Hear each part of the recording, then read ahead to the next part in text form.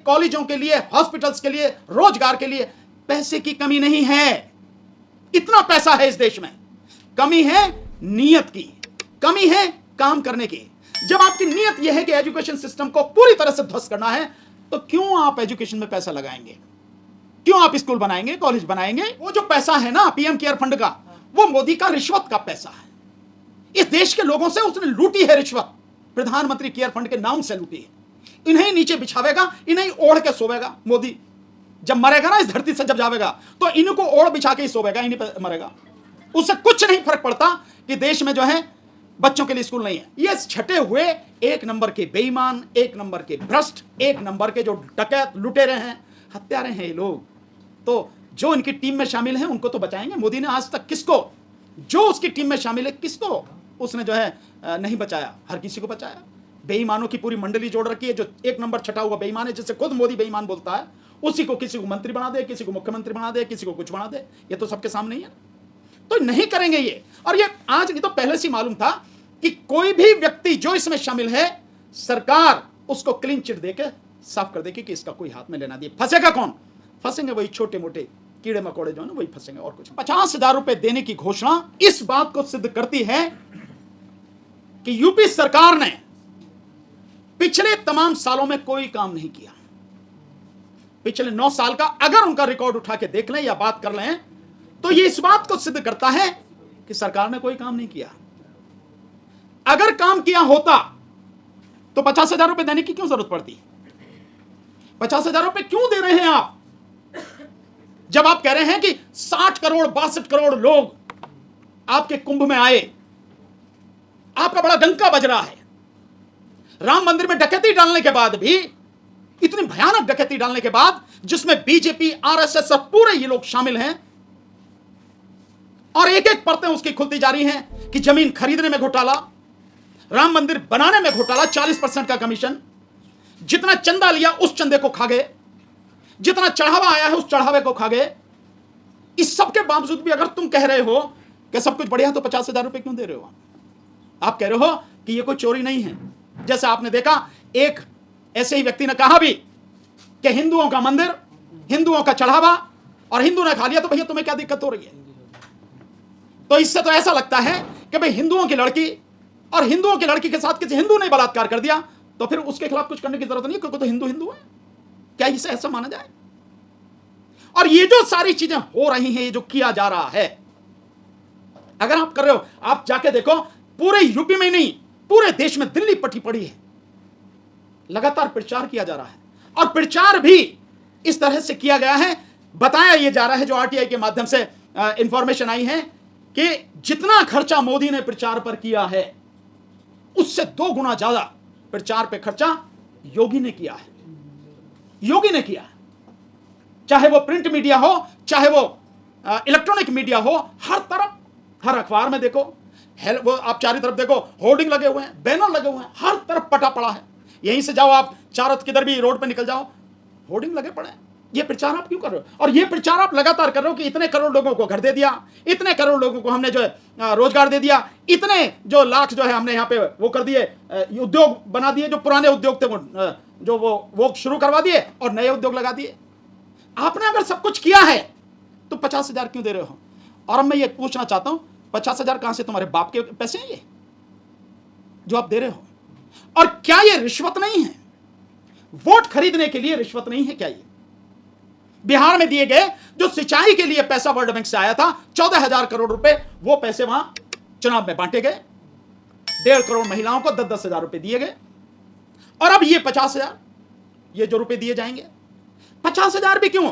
इनके तो पैसे ज्यादा बनते हैं। इन्हें तो कम से कम अगर मैं मानूं तो पिछले 10 साल में इनका जो है कम से कम अगर पैसा इनका बनता है तो वो 25 लाख बनता है। दो ना आप, क्यों 50,000 को 25-25 लाख रुपए दो इनको, सबको इनका पैसा लूटा है आपने। तो ये सिर्फ इस बात को सिद्ध करता है कि कोई काम नहीं किया। अब प्रचार, वैसे भी भाजपा सरकार का, मोदी सरकार का यह है कि 40 से 42% जो पैसा है किसी भी उसके लिए, उससे प्रचार पे खर्च होता है, केवल प्रचार पर। अगर कोई बजट पूरा है, बजट जिस बात के लिए दिया गया है, जिस फील्ड में दिया गया है, जिस डिपार्टमेंट के लिए दिया गया उसमें जितना बजट है, मानो 100 रुपए का बजट है, तो उसमें से 40 से 42 रुपए केवल प्रचार में ही खर्च होंगे, और बाकी जो बचेगा उसमें कितनी लूट होगी, कौन कौन लूटेगा, यह सबको मालूम है। और यह इस बात से सिद्ध है कि जितने भी हाईवे बनने हैं, सड़क बन रही है, पुल बनने हैं, इतने हाईवे, इतने सड़क, इतने पुल कभी टूटते गिरते आपने देखे, सुने कभी आपने? तो ये यही है कि काम कुछ नहीं, रिश्वत देने की बात करो। मैं जानता हूं इलेक्शन कमीशन इस पर कोई कार्रवाई नहीं करेगा, लेकिन होना तो ये चाहिए, या तो इलेक्शन कमीशन या ही केंद्र में, मतलब यहां जो सेंटर में है सुप्रीम कोर्ट या स्टेट में हाई कोर्ट, इनको सुमोटो एक्शन लेके इस बात पर रोक लगा देनी चाहिए, क्योंकि ये सीधे सीधे वोट खरीदने के लिए रिश्वत है। सर, आपने राम मंदिर का जिक्र किया, जो कमेटी बनाई गई थी उसमें चंपत राय और जो लोग थे उनको तो क्लीन चिट मिल गई है, तो कोई नई बात नहीं है भाई। जितने लुटेरे और डकैत हैं सारे कौन हैं? आरएसएस के लोग हैं। तो अपने ही लोगों को वो कैसे, क्योंकि अकेले उन दोनों की, चंपत राय की, अनिल मिश्रा की, इनकी तो औकात नहीं है कि ये सारा इतना बड़ा पैसा, हजारों करोड़ में जो पैसा है, ये दोनों हड़प कर जाएंगे या तीनों हड़प कर जाएंगे।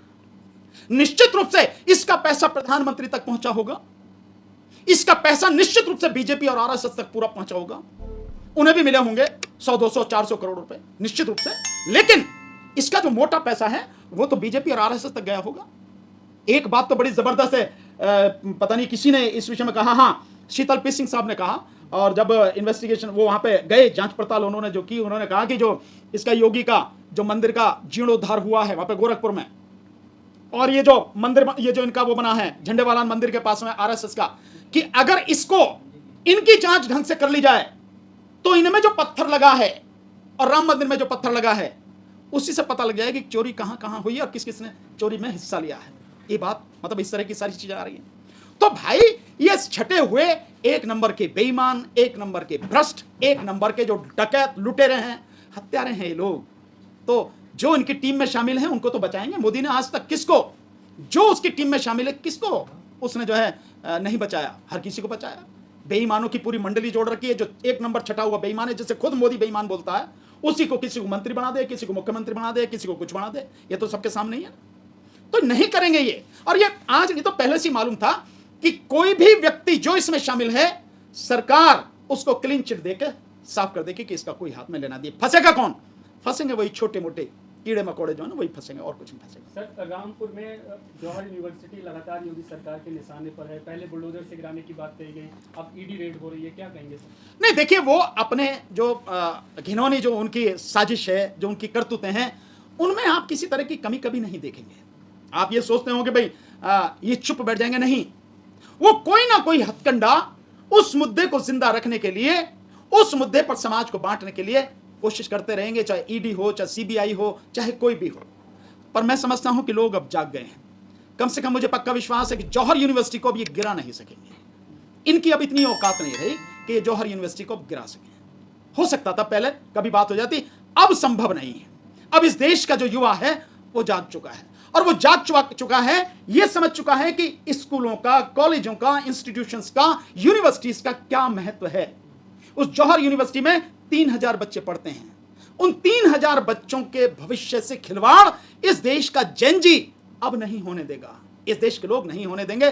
पर ये अपनी घिनौनी साजिश को कामयाब करने के लिए कुछ ना कुछ षड्यंत्र करते ही रहेंगे। तो ये उसी का हिस्सा है जिसे ये कर रहे हैं। बहुत सारी जगह ये देखा जा रहा है कि जो स्कूल की वीडियो बना रहे हैं लोग, उनके खिलाफ कार्रवाई कर रहे हैं बीजेपी के लोग। जिस तरह से बंगाल में एक मामला सामने आया था, उसके राजस्थान में रोक भी लगा दिया, राजस्थान में रोक लगा। देखिए, ये जो सारी चीजें हैं, ये इस बात को पुख्ता करती हैं कि इन्होंने इस देश के एजुकेशन सिस्टम को पूरी तरह से खत्म कर दिया है। ये बात इसी से सिद्ध हो रही थी कि हर दिन जब 25 स्कूल बंद हो रहे हैं, और बता रही है जो कांग्रेस ने बताया कि भाई 94,000 स्कूल बंद हो चुके हैं, और इसकी भी जरूरत नहीं है। सरकार का अपना डाटा है, UDIS प्लस करके, उससे जो सरकार का डाटा है उससे निकाल के आप देख लो, आपको पता लग जाएगी कि कितने कर चुके हैं। और जो नेशनल एजुकेशन पॉलिसी 2020 सरकार की है, उससे पता लग जाएगी कितने बंद कर चुके हैं, कारण क्या है, और कितने और बंद करने जा रहे हैं। नेशनल एजुकेशन पॉलिसी के अनुसार 36% स्कूल इस देश में ऐसे हैं सरकारी, जिनमें 50 से कम बच्चे पढ़ते हैं, और उनको ये मर्ज करके दूसरे स्कूल में मर्ज करके बंद करने की कोशिश करने हैं। तो 27,235 करके योगी ने बंद किए, बंद करने की घोषणा की। इसी आधार पर नेशनल एजुकेशन पॉलिसी के बेस पर ही ये बाकायदा लिखा है उसने, जो योगी ने बंद करने की बात की कि ये इसलिए बंद किए जा रहे हैं, इनको दूसरे स्कूलों में, क्योंकि इनमें 50 से कम बच्चे पढ़ते हैं तो इनको दूसरे स्कूलों में मर्ज करने की बात हो रही है। ठीक है, तो ये इनकी पॉलिसी है। और किसी भी व्यक्ति को वहां की सूचना सामने ना आ जाए, वहां के फोटोग्राफ ना आ जाए कि छत टूटी हुई है, कि बाथरूम नहीं है, कि लाइब्रेरी नहीं है, कि वहां पे जो उसके लिए लैब नहीं है, ठीक है, टीचर्स नहीं है, कुर्सियां नहीं है, ये सारी चीजें, बिजली नहीं है, ये सब चीज सामने आ जाए, इसलिए रोका जा रहा। तो ये बात इस बात को सिद्ध कर रही है कि आरएसएस ने इस देश में एजुकेशन सिस्टम को पूरी तरह से खत्म कर दिया है, ध्वस्त कर दिया है। आरएसएस नहीं चाहती इस देश के बच्चे पढ़ जाएं और इस काबिल हो जाएं कि आगे बढ़ें और सवाल पूछें और संघर्ष करें अपने हक के लिए, इसलिए सब कुछ किया जा रहा है। और बहुत दुखद है कि जो पश्चिम बंगाल में उस बच्चे के जो गया था वहां ये सारी जानकारी हासिल करने, उस पर हमला किया और उसके पिताजी की डेथ हो गई। मेरी संवेदनाएं उस परिवार के साथ में हैं, उन सबके साथ में हैं जिनके साथ ये एक बड़ा जघन्य अपराध हुआ है। और मैं समझता हूं कि पुलिस को इस पर कड़ी से कड़ी कार्रवाई करनी चाहिए और जो दोषी हैं कोई भी हो बचना नहीं चाहिए। और साथ में जो आप कह रहे हैं कि राजस्थान में तो बाकायदा सर्कुलर निकाल दिया है कि प्रिंसिपल की परमिशन के बिना आप उसमें स्कूल में घुस नहीं सकेंगे, वीडियो नहीं बना सकेंगे, किसी से सवाल नहीं पूछ सकेंगे, किसी से बात नहीं कर सकेंगे। फिर इसी बात को कह रहा हूं कि ये बात इस बात को सिद्ध कर रही है कि बीजेपी ने, आरएसएस ने इस देश के एजुकेशन सिस्टम को पूरी तरह से खत्म कर दिया है, बर्बाद कर दिया है। यही इसलिए नहीं कर रहे।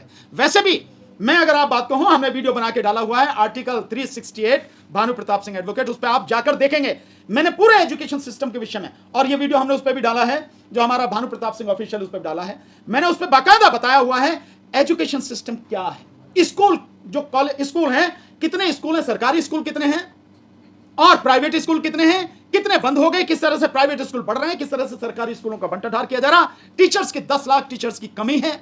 उसमें मैंने बाकायदा बताया कि 1,04,225 करके कुछ स्कूल हैं जिनमें केवल एक ही टीचर है। यह स्थिति है। 5.5 लाख स्कूलों में डिजिटल इंडिया की बात करते हैं लेकिन कंप्यूटर ही नहीं है।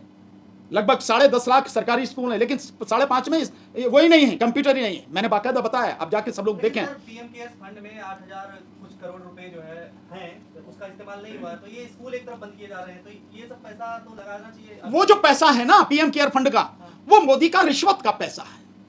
इस देश के लोगों से उसने लूटी है रिश्वत, प्रधानमंत्री केयर फंड के नाम से लूटी है। इन्हें नीचे बिछावेगा, इन्हें ओढ़ के सोवेगा मोदी। जब मरेगा ना इस धरती से जब जावेगा तो इनको ओढ़ बिछा के ही सोवेगा, इन्हीं पे मरेगा। उससे कुछ नहीं फर्क पड़ता कि देश में जो है बच्चों के लिए स्कूल नहीं है। स्कूल हो सकते हैं इस देश में, स्कूलों के लिए, कॉलेजों के लिए, हॉस्पिटल्स के लिए, रोजगार के लिए पैसे की कमी नहीं है। इतना पैसा है इस देश में। कमी है नीयत की, कमी है काम करने की। जब आपकी नीयत यह है कि एजुकेशन सिस्टम को पूरी तरह से ध्वस्त करना है तो क्यों आप एजुकेशन में पैसा लगाएंगे, क्यों आप स्कूल बनाएंगे, कॉलेज बनाएंगे, क्यों आप उनके लिए मास्टर देंगे, क्यों बिजली का उसमें देंगे स्कूलों में, कॉलेजों में। ये नियत की बात है, अन्यथा पैसे की कोई कमी नहीं है। योगी जाके वहां हर दिवाली पे, अब फिर आ रही दिवाली, फिर दिए जलावेगा। तो दिए जलाते हो आप, करोड़ों रुपए उस दिए जलाने में बर्बाद करते हो, क्या हासिल होता है उससे? लेकिन आप धर्म के नाम पे कर रहे हो। आप कांवड़ में लोग आते हैं, आप कितना पैसा कितना खर्च कर रहे हो? 10 दिन तक पूरा रोड जाम होता है। धार्मिक काम है ना। हाँ, नहीं धार्मिक काम है लेकिन धर्म व्यक्तिगत है, सरकार का कोई धर्म नहीं है। लेकिन सरकार इस तरह से जो धर्म को प्रमोट कर रही है, तो अगर आप ये को कर रहे हो तो आप इतने ही धार्मिक व्यक्ति हैं तो हर धर्म के लोगों को प्रमोट करो आप।